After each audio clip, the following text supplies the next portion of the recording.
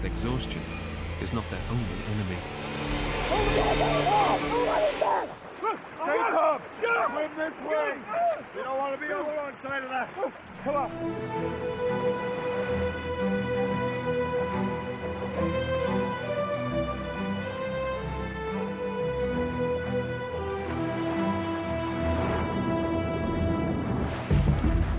The life jackets were very much starting to chafe on us and starting to really rub parts of our skin raw.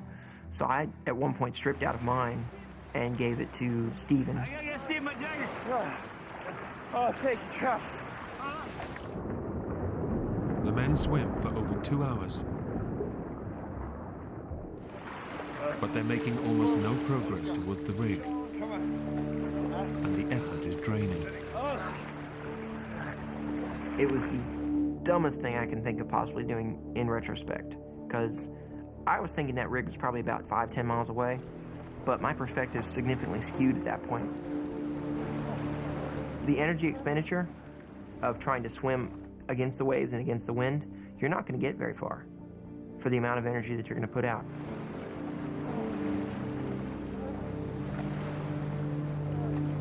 Despite their desperately slow progress, the crew struggles on towards the rig.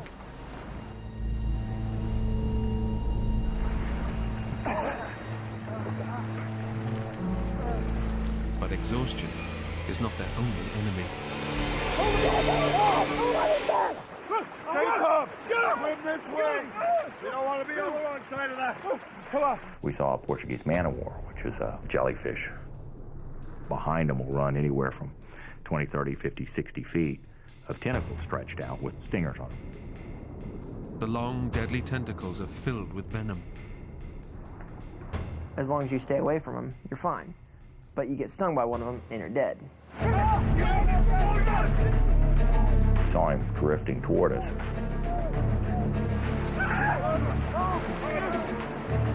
We knew we had to swim quickly. Swim harder! Come on! Faster! Good! Come on! Come on! Okay.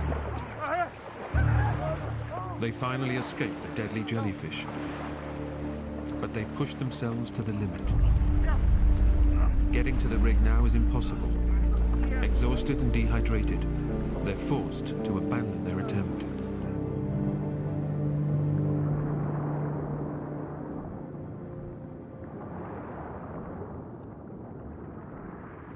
They've now been in the water for over 14 hours, and the ordeal is starting to take a terrible physical toll. By about 2 o'clock, it had been roughly 24 hours since I had last had any kind of food or drink, and I figured everybody else was in the same position. Fairly dehydrated from being out there in the water and sweating it all out all day.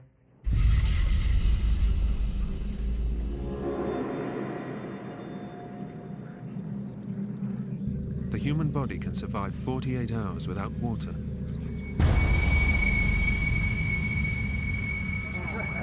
But with the sun beating down and their skin exposed to salt water, the crew are succumbing rapidly to extreme dehydration.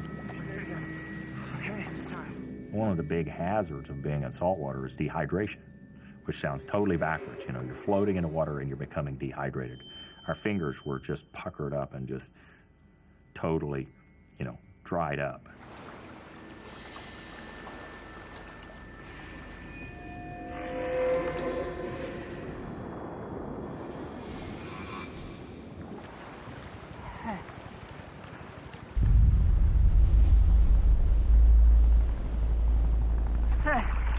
Hey!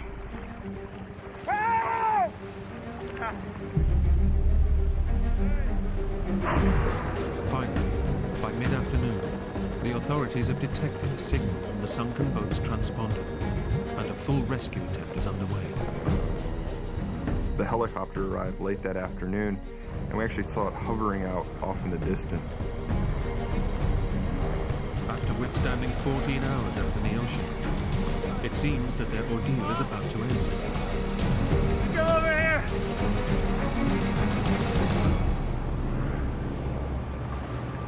But the 5 men have been dragged by ocean currents, and they are now miles from the sunken boat.